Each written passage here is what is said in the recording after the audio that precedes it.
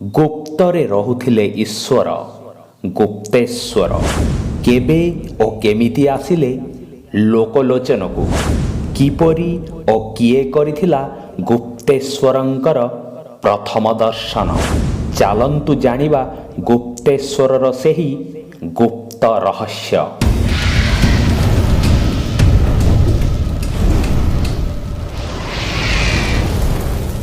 ପ୍ରାକୃତିକ ସବୁଜିମା ଭରା କୋରାପୁଟ ଜିଲ୍ଲାର ଜୟପୁର ସହରଠାରୁ ପ୍ରାୟ 55 କିଲୋମିଟର ଦୂରରେ ଘଞ୍ଚ ଜଙ୍ଗଲ ମଧ୍ୟରେ ଭଗବାନ ଶିବ ଗୁପ୍ତ ଭାବରେ ଅବସ୍ଥାନ କରୁଥିଲେ ଗୁପ୍ତେଶ୍ୱରରେ। ଇତିହାସ କୁହେ ପ୍ରଭୁ ଗୁପ୍ତେଶ୍ୱର ଲୋକଲୋଚନକୁ ଆସିଥିଲେ 1665 ମସିହାରେ। ଏକ ଲୋକକଥା ଅନୁସାରେ ଥରେ ଜଣେ ଶିକାରୀ ଯାହାର ଗୋଟିଏ ଆଖି ଖରାପ ହୋଇଯାଇଥିଲା ଘଞ୍ଚ ଜଙ୍ଗଲ ମଧ୍ୟକୁ ବାହାରିଥିଲା ଶିକାର କରିବାକୁ। ଗୋଟିଏ ହରିଣକୁ ଦେଖି ଶିକାରୀଟି ଶର ନିକ୍ଷେପ କଲା ଓ ହରିଣଟିକୁ ତୀରବିଦ୍ଧ କଲା। ତୀରବିଦ୍ଧ ହରିଣଟି ଆହତ ହୋଇ ନିକଟରେ ଥିବା ଏକ ଗୁମ୍ଫା ଭିତରେ ପଶିଗଲା।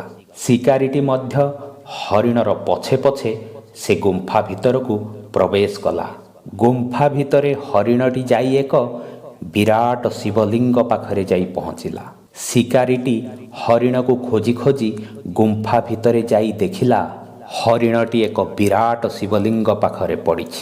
ଯେତେବେଳେ ଶିକାରୀଟି ସେ କ୍ଷତାକ୍ତ ହରିଣଟିକୁ ଆଣିବାକୁ ଗଲା, ହଠାତ୍ ଶିବଲିଙ୍ଗ ଭିତରୁ ସ୍ୱୟଂ ପ୍ରଭୁ ମହାଦେବ ଆବିର୍ଭୂତ ହେଲେ ଏବଂ କହିଲେ, ହେ ଶିକାରୀ, ଏ ହରିଣଟି ମୋର ଶରଣାଗତ ହେଇଛି, ତେଣୁ ତୁ ଏ ହରିଣଟିକୁ ଏଇଠି ଛାଡ଼ି ଚାଲିଯା। ଶିକାରୀଟି କହିଲା, ମୁଁ ଏ ହରିଣଟିକୁ ଶିକାର କରିଛି, ତେଣୁ ମୁଁ ଯାହା ହେଲେ ତାକୁ ନେଇକି ଯିବି। ଭଗବାନ ଶିବ କହିଲେ, ତୁ ଯଦି ମୋର ଶରଣାଗତ ହରିଣକୁ ନେଇଯିବୁ ତାହେଲେ ତୋର ବହୁତ ଅସୁବିଧା ହେବ। ଶିକାରୀଟି ନିଜ ଜିଦ୍ରେ ଅଟଳ ରହି କହିଲା, ମୋର ଯାହା ଅସୁବିଧା ହେବା କଥା ହେବ, ମୁଁ କିନ୍ତୁ ମୋର ଶିକାର କରିଥିବା ହରିଣକୁ ଛାଡ଼ିପାରିବି ନାହିଁ। ଶିକାରୀଟିର ଅଟଳ ଜିଦ୍କୁ ଦେଖି ଭଗବାନ ଶିବ କହିଲେ, ତୁ ଏ ହରିଣଟିକୁ ଛାଡ଼ିଦେ, ତା ବଦଳରେ ତୁ ଯାହା ଚାହୁଁଛୁ ତୋତେ ସବୁ ମିଳିବ। ତୋର ଧନ ସମ୍ପତ୍ତି ହେବ, ତୁ ଓ ତୋର ପରିବାର ସର୍ବଦା ନିରୋଗ ରହିବେ ଏବଂ ତୋର ଏହି ଖରାପ ହୋଇଯାଇଥିବା ଆଖି ମଧ୍ୟ ଠିକ୍ ହେଇଯିବ। ଶିକାରୀଟି ଦେଖିଲା ସତକୁ ସତ ତାର ଖରାପ ହେଇଯାଇଥିବା ଆଖିଟି ଠିକ୍ ହେଇଯାଇଛି। ସେ ଆଶ୍ଚର୍ଯ୍ୟ ହେଇଗଲା ଓ ଏହା ନିଶ୍ଚୟ ଭଗବାନ ବୋଲି ତାର ବିଶ୍ୱାସ ହେଲା। ଶିକାରୀଟି ସେ ହରିଣକୁ ସେଇଠି ଛାଡ଼ିବା ପାଇଁ ରାଜି ହେଇଗଲା ଓ ଯିବାକୁ ବାହାରିଲା। ଭଗବାନ ଶିବ ପୁଣି କହିଲେ, ହେ ଶିକାରୀ, ବାହାରକୁ ଗଲା ପରେ କାହାରିକୁ ବି କହିବୁ ନାହିଁ ଯେ ମୁଁ ଏଠାରେ ଅଛି ବୋଲି। ଯଦି ତୁ କାହା ଆଗରେ ମୋ ବିଷୟରେ ଜଣେଇବୁ, ସଙ୍ଗେ ସଙ୍ଗେ ତୋର ମୂର୍ଦ୍ଦନାପାତ ହେବ ଓ ତୁ ମରିଯିବୁ। ହଁ, ଆଉ ଗୋଟେ କଥା, ଆଜିଠାରୁ ତୁ ଶିକାର କରିବା ଛାଡ଼ିଦେ। ଶିକାରୀଟି ଭଗବାନଙ୍କୁ ପ୍ରଣାମ କରି ତାଙ୍କ କଥାରେ ସମ୍ମତି ଜଣାଇ ହରିଣଟିକୁ ସେଇଠି ଛାଡ଼ି ପ୍ରସ୍ଥାନ କଲା। ଯେତେବେଳେ ଶିକାରୀଟି ନିଜ ଗାଁରେ ପହଞ୍ଚିଲା, ତାକୁ ସମସ୍ତେ ପ୍ରଶ୍ନ କଲେ, ତୁ ତ ହରିଣଟିର ଶିକାର କରିଥିଲୁ, ତା ପଛେ ପଛେ ଗୁମ୍ଫା ଭିତରକୁ ବି ଯାଇଥିଲୁ, ହେଲେ ସେ ହରିଣକୁ ଆଣିଲୁ ନାହିଁ କାହିଁକି? ଆଉ ତୋର ଏ ଆଖି ଠିକ୍ ହେଲା କେମିତି?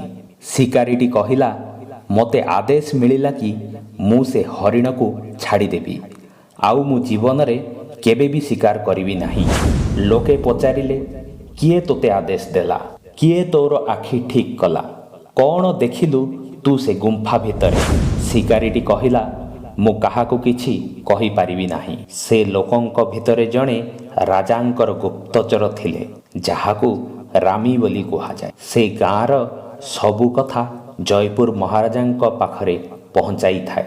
ଗୁପ୍ତଚର ଦେଖିଲା, ସତରେ ଏ ବଡ଼ ଆଶ୍ଚର୍ଯ୍ୟର କଥା, ଲୋକଟିର ଆଖି ସମ୍ପୂର୍ଣ୍ଣ ରୂପେ ଭଲ ହେଇଯାଇଛି। ତେଣୁ ଗୁପ୍ତଚରଟି ସେ ଶିକାରୀଟିକୁ ଧରି ଜୟପୁର ମହାରାଜାଙ୍କ ପାଖକୁ ନେଇଗଲା। ଜୟପୁରରେ ସେତେବେଳେ ରାଜୁତି କରୁଥାନ୍ତି ରାଜା ବୀର ବିକ୍ରମ ଦେବ। ରାଜାଙ୍କ ପାଖରେ ଗୁପ୍ତଚର ସେ ଶିକାରୀଟିକୁ ନେଇ ସବୁ ଘଟଣା ବିଷୟରେ ବର୍ଣ୍ଣନା କଲା। ରାଜା ମଧ୍ୟ ଏ କଥା ଶୁଣି ଆଶ୍ଚର୍ଯ୍ୟ ହେଇଗଲେ। ଆଉ ସେ ଶିକାରୀଟିକୁ ଗୁମ୍ଫାରେ କ'ଣ ଦେଖିଲୁ ବୋଲି ପ୍ରଶ୍ନ ପଚାରିଲେ। ଶିକାରୀଟି କହିଲା, ମହାରାଜ, ମୁଁ ସେ ଗୁମ୍ଫା ଭିତରେ କ'ଣ ଦେଖିଛି କହିପାରିବି ନାହିଁ। ଯଦି କହିଦେବି ତାହେଲେ ମୋର ମୃତ୍ୟୁ ହେଇଯିବ। ମହାରାଜ ବୀର ବିକ୍ରମ ଦେବ ରାଗିଯାଇ କହିଲେ, ତୁ କହିଲେ ତୋର ମୃତ୍ୟୁ ହେବ, ଆଉ ନ କହିଲେ ବି ତୋର ମୃତ୍ୟୁ ହେବ। ଯଦି ତୁ ସେ ରହସ୍ୟ ବିଷୟରେ ନ କହିବୁ ତାହେଲେ ମୁଁ ତୋତେ ମୃତ୍ୟୁଦଣ୍ଡ ଦେବି। ଶିକାରୀଟି ରାଜାଙ୍କର ଧମକରେ ଡରିଗଲା ଏବଂ ବିସ୍ତୃତ ଭାବରେ ମୂଳରୁ ଶେଷ ପର୍ଯ୍ୟନ୍ତ ଗୁମ୍ଫା ଭିତରର ରହସ୍ୟଟି ରାଜାଙ୍କ ଆଗରେ କହିଦେଲା।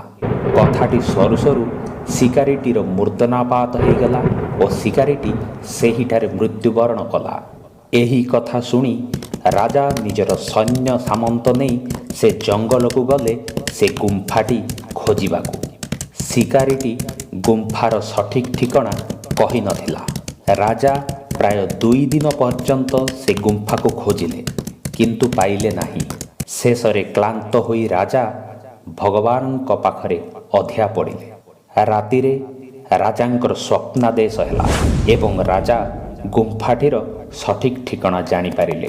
ପରଦିନ ସକାଳେ ସେ ଗୁମ୍ଫା ପାଖରେ ପହଞ୍ଚିଲେ ଓ ଗୁମ୍ଫା ଭିତରକୁ ପ୍ରବେଶ କଲେ।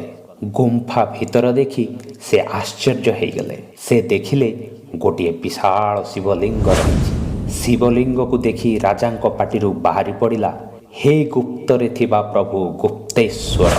ସେହିଦିନଠାରୁ ଗୁପ୍ତେଶ୍ୱରଙ୍କର ନାମ ସର୍ବଜନ ବିଦିତ ଓ ବିଖ୍ୟାତ ହେଲା।